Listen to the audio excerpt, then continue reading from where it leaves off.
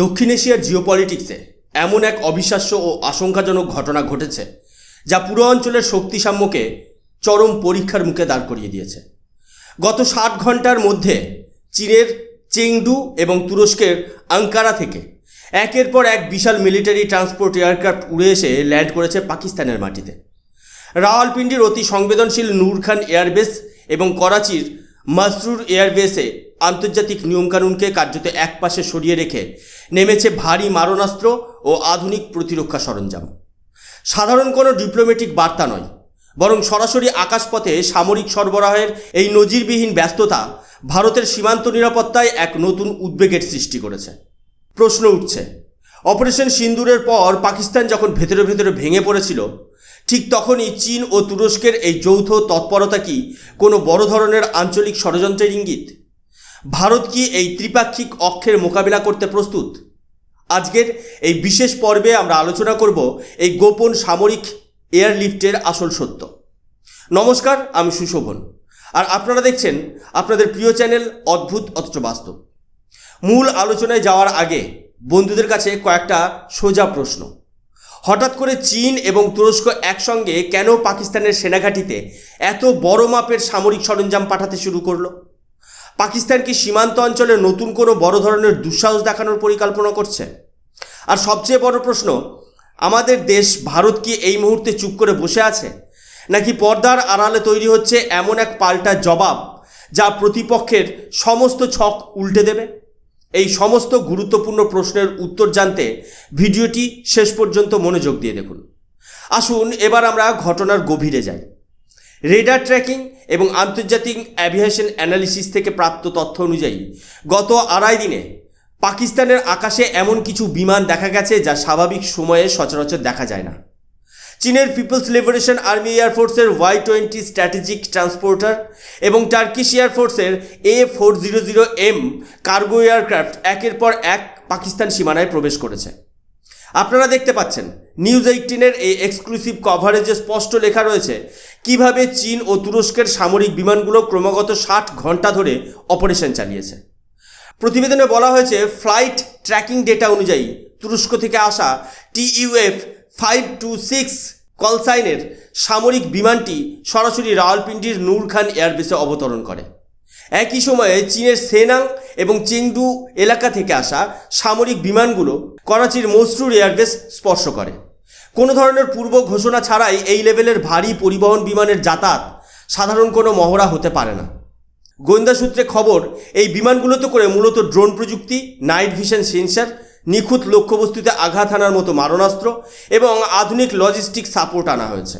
ভারত যখন সীমান্ত জুড়ে নজরদারি তীব্র করেছে, ঠিক সেই সময় এই ধরনের গোপনীয় সামরিক সরবরাহ আমাদের দেশের জন্য অত্যন্ত তাৎপর্যপূর্ণ।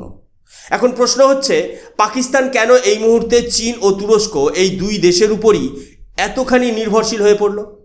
বিগত কিছু মাসে ভারতের বলিষ্ঠ বিদেশ নীতি এবং ভারতীয় সশস্ত্র বাহিনীর শক্ত অবস্থানের কারণে পাকিস্তান সামরিক দিক থেকে মারাত্মক ব্যাকফুটে চলে গিয়েছিল। তাদের গোলন্দাজ বাহিনী বা আর্টিলারি ইনভেন্টরি প্রায় খালি হওয়ার উপক্রম হয়েছিল। আপনারা স্ক্রিনে অফ ইন্ডিয়ার এই প্রতিবেদনটি দেখুন। এখানে পরিষ্কার বলা আছে কিভাবে 60 ঘন্টার একের পর এক ট্রিপ মেরে ড্রোন ও সামরিক সরঞ্জাম পৌঁছানো হয়েছে।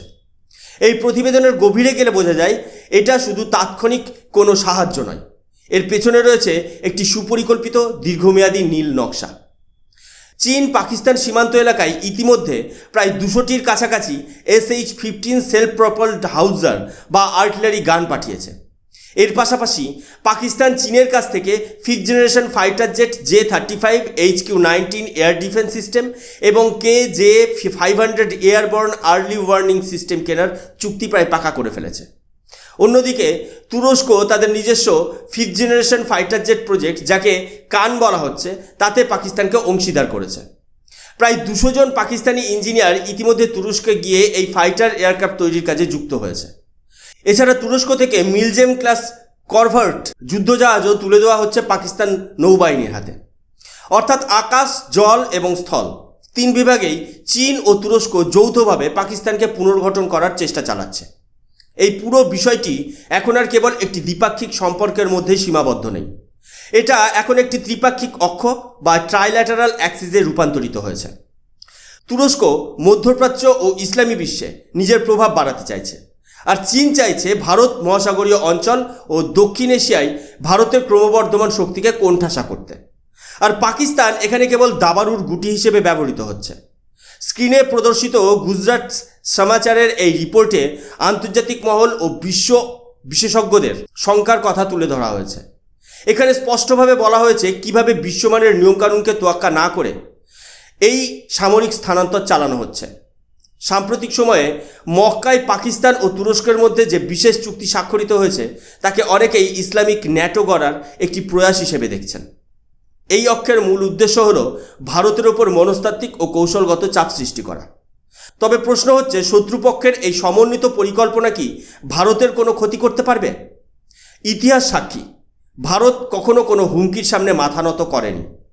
বর্তমানের পরিবর্তিত পরিস্থিতিতে আন্তর্জাতিক ভূরাজনীতিতে ভারতের অবস্থান এতটাই মজবুত যে কোনো বিচ্ছিন্ন অক্ষ ভারতের সার্বভৌমত্বে আঁচ আনতে পারবে না। তাহলে চীন ও তুরস্কের এই যৌথ সামরিক সরবরাহের জবাবে ভারত কী করছে?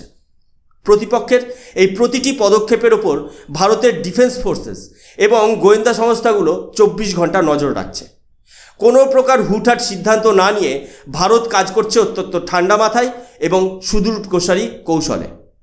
আজ আত্মনির্ভরতার দিক থেকে ভারত বিশ্ব দরবারে যে উচ্চতায় পৌঁছেছে তা অতীতে কখনো দেখা যায়নি। সামরিক প্রযুক্তি ও প্রতিরক্ষা সরঞ্জাম উৎপাদনে ভারত বিশ্বে আজ 1 নম্বর স্থানে নিজের অবস্থান তৈরি করে নিচ্ছে।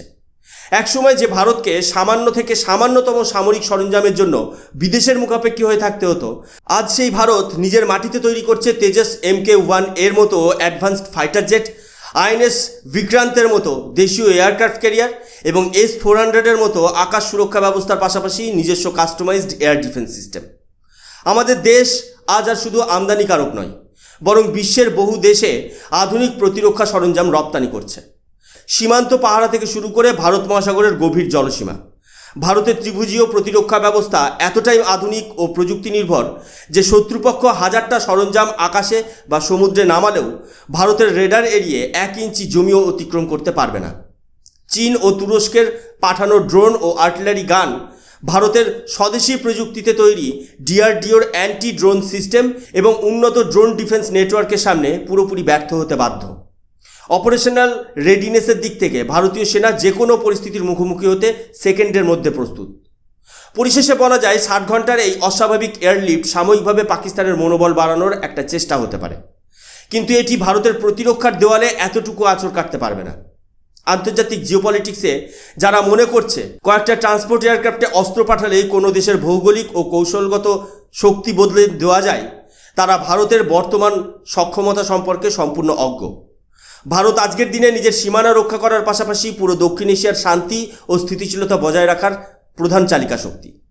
চীন এবং তুরস্কের এই অস্বাভাবিক পদক্ষেপে কি ভারত সত্যিই চিন্তিত হওয়া উচিত, নাকি ভারত ইতিমধ্যেই তাদের এই ছককে নস্যাৎ করে দিয়েছে? আপনারা কি মনে করেন? ভারত সরকারের এই আত্মনির্ভর প্রতিরক্ষা নীতির ফলে ভারতের সুরক্ষা কতটা মজবুত হয়েছে তা আপনার মূল্যবান মতামতের মাধ্যমে কমেন্ট বক্সে অবশ্যই জানান। আজকের এই গুরুত্বপূর্ণ জিওপলিটিক্যাল অ্যানালিসিসটি আপনার ভালো লেগে থাকলে ভিডিওটিতে একটি লাইক দিন এবং বন্ধুদের সাথে শেয়ার করুন।